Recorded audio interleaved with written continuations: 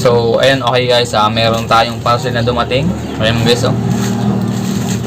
So, unbox lang natin ito. So, dito nga pala tayo nag-unbox sa kwarto ko. Kasi, maingay dun sa labas. Then, may mga nagsasounds. Tapos, yung mga sakyan, padaan-daan. Kaya, dito mga tayo. So, pasensya lang guys kung yung ating pwesto ay maliit lang. Yan, parinig pa yung tilaok ng manok. So, ayun guys, unbox na tayo. So, hindi ko to ini-expect na darating agad ngayon dahil ang alam ko ay bukas pa ito. So, itong item na ito ay pinag-iisipan ko talaga kung bibilhin ko o hindi. Pero, no choice talaga ako kaya binili ko na. So, grabe guys yung pagka-packaging niya. Talagang balot na balot, oh. So, maraming salamat dun sa shop na nabilhan ko nito. Sa online ko siya nabili. Grabe yung pagka-package niya. Talagang hindi masisira. So, first time ko lang din guys magkaroon ng ganito. Ano nga ba itong ating in-order sa online. Excited ako guys. So, ito medyo mabigat din guys sa bulsa. Mahal din kasi itong na-order ko na to. So, ayun guys, oh. Yun. Isa. BSA Black Powder. Yan. Ito guys, oh. Ito yung brand niya. BSA Black Powder Hunting Rifle Scope. So, ayan guys. Ito ay scope yung binil natin. So, itong scope na to ay ilalagay natin doon sa ating airgun. So, yung airgun natin ay ito. Ito ang ilalagay. So, ito yung pantiksay natin. Nainig kasi ako guys kasi nga dito sa amin ay puro tag-ulan. So, ngayon maganda ng panahon. So, tagal-tagal ay yun, kapag malamig, kapag maulan ay walang lutang na isda. Kaya sinubukan kong bumili nito, itong scope na to, pang-hunting ng ibon, pang-sipat ng ibon. Then bumili nga din pala ako ng Astro Pellet o yung pala ng airgun na pang-ibon. So ito siya guys, oh. Yan, hindi ko lang sa inyo pinakita. Bumili ako through online. Yan, Astro 18. So maraming salamat din sa shop na nabilhan ko nito. So okay naman siya doon sa ating airgun. At maganda rin ang patama kahit wala pa siyang scope na nakakabit. Sinubukan ko talaga siya. So malayo, hindi ko alam kung ilang feet o ilang meters yun. Pero nakita ko, napansin ko yung bala na talagang diretso siya. So kaya napaisip ako kung bibili ako ng scope sa ating airgun. Buksan na natin. First time ko magkaroon ng ganito. Tabi guys, ang haba. Ayan, oh. Box natin. Wow, bango. Amoy chemical. So, dito may box dito.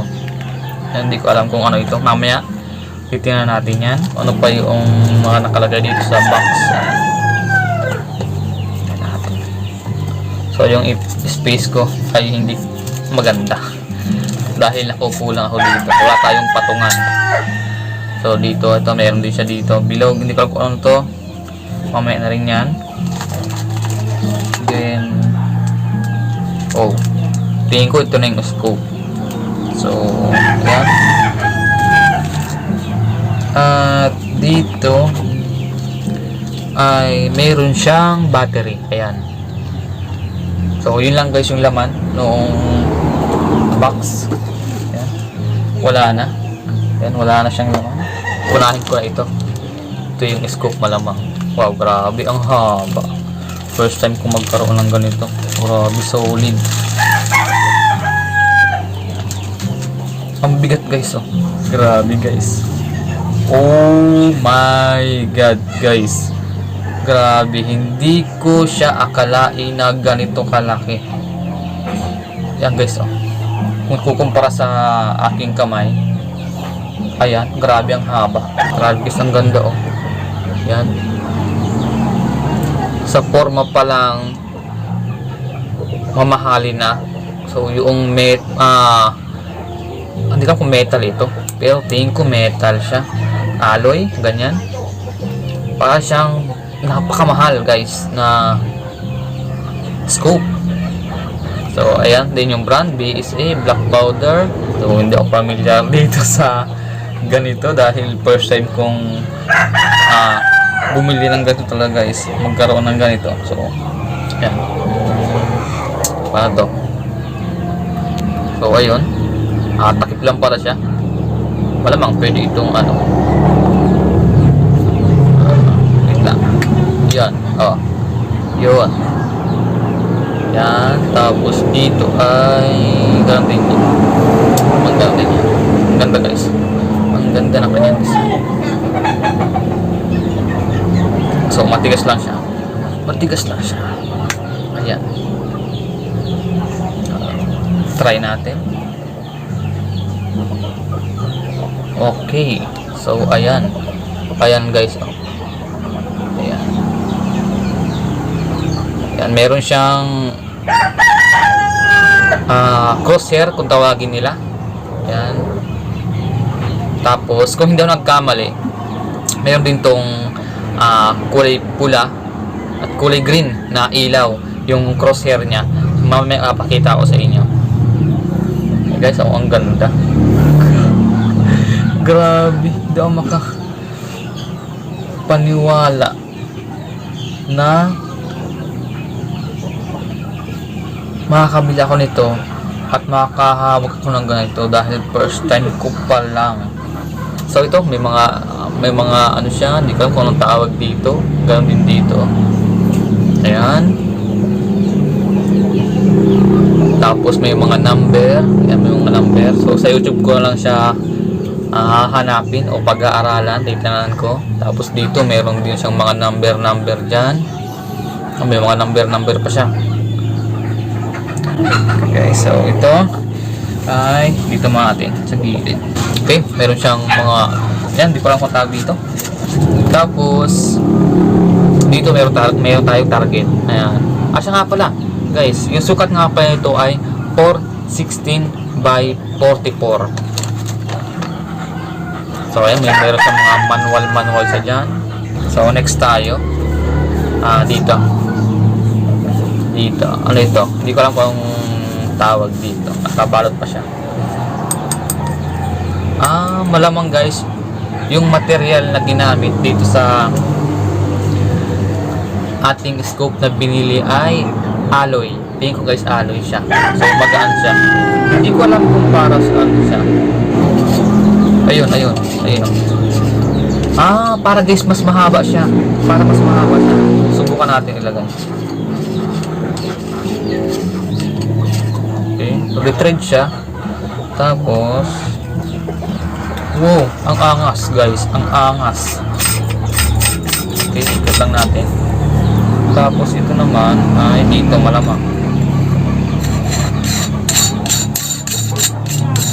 Wow guys, grabe. Kanina tingin ko pa lang dito sa scope ay mahaba na. Pero nung nilagay ko ito, hindi ko alam kung anong tawag dito. Mas lalo siya guys humaba at mas lalo siyang umangas. Ay grabe guys, mas mahaba pa sa kamay ko. Ayan. So yung dangkalin natin, halos 2 dangkal na mahigit. Ano pa ang nagpapakita ko sa inyo? Pamunas.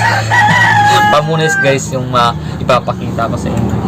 So ano pa ito, may box dito, hindi ko alam kung anong nakalagay dito. Oh guys, so ayan, ito pala yung nakalagay doon sa box. Ito yung kanyang bracket para sa ating scope at para sa ating airgun. Ayon sa research ko guys ay 11mm ang kasya doon sa airgun ko. Ang brand kasi nung aking airgun ay Armscore. So meron din pa siyang libreng Allen wrench. Hindi ko alam kung anong size ito guys. Dalawa. So hindi nga tayo mamomroblema kung sakali mang wala tayong Allen wrench na pang higpit o pang luwag dito. 11mm na bracket. Yung pinakailalim guys, ang alam ko ito yung 11mm. So ito ay dito natin kakabit yan. Try nating asimbolin. So yun guys, sana ilipat ko na siya. Then ikabit ko lang ito. Sana hindi na siya tumama. So grabe guys yung pinang-pina yung sight saka sa scope. Hindi siya guys tumutukod, hindi siya tumutukod. Napakaliit guys ng gap. Hindi ko pa yan guys hihigpitan para make sure lang na kung hindi man ito para dito yung tamang position niya. Yung position niya ay madali natin siya mababago. Napakaganda, napakapogi. So itong erga na to ay mas matanda pa kaysa sa akin. So ako guys ay 30 years old. So itong erga na to, nung ginawa ito ay hindi ko alam kung anong year. Kasi nga nabili ko to doon sa tropa natin. Sabi niya sa akin ay nasa 1990, pwedeng 1980 itong erga na to. Yan. Hindi ko sure guys na naandoon sa kanila itong erga na to. Diba? So napakatagal kasi guys ito ay nasa bodega, nasa loob guys ito ng bodega. Itong erga na to. Nakita ko siya, napansin ko kaya binili ko doon sa tropa ko. So ito dati ay hindi kulay itim itong pintura niya. Pinturahan ko na lang yan guys ng kulay itim para hindi siya kalawagin kasi nga dati itong kinakalawang. Okay. So ayan, grabe guys, ang ganda. Grabe, napaka-pogi, napakaganda itong erga na to. Wow guys, grabe. Ayan o. So sana nakita nyo yung crosshair dyan. Ayan o guys, napaganda. Guys, so ito na yung airgun natin. Ayan o, airgun lang ito guys airgun lang ito, hindi ito totoong baril. Hangin ang lumalabas. Ayan guys, grabe, napakaganda, napakapogi. Wala ako guys masabi kundi wow, maganda. So hindi ko pa siya guys may sisiro ngayon dahil hindi ako marunong. Then nakita ko rin guys sa YouTube na kailangan ng gato. So wala akong gato.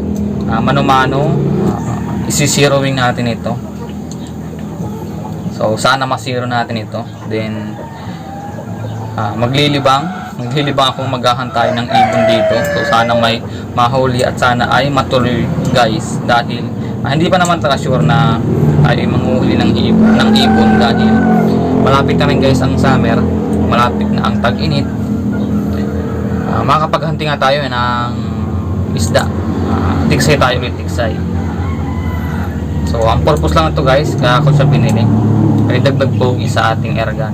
Siyempre kung maniniksay ako ay tatanggalin ko ito kasi guys hassle siya kung gagamitan natin ng ganito. Guys, grabe. So ito na guys. Wow guys, grabe. BSA black powder 416x44. Napakaganda ng scope. So maraming salamat guys sa seller na to, sa seller ng scope na to. Papugi, wala akong masabi guys. So ayan, kulay black din siya ang kulay niya. Okay guys, so maraming salamat sa panonood, suporta ninyo. So pwede tayo mag test fire dito sa likod ng bahay namin kasi likod ng bahay namin yan. So dyan ay bukid. So hindi ko alam kung makikita ninyo. So yun lang siguro guys. And maraming salamat sa lahat ng viewers ko, sa lahat ng subscribers ko. Maraming salamat sa inyo sa walang sawang pagsuporta sa akin channel. So abang-abang na lang guys sa mga next na i-upload ko dito sa YouTube. Sana guys, nag-enjoy kayo. So, yun lang.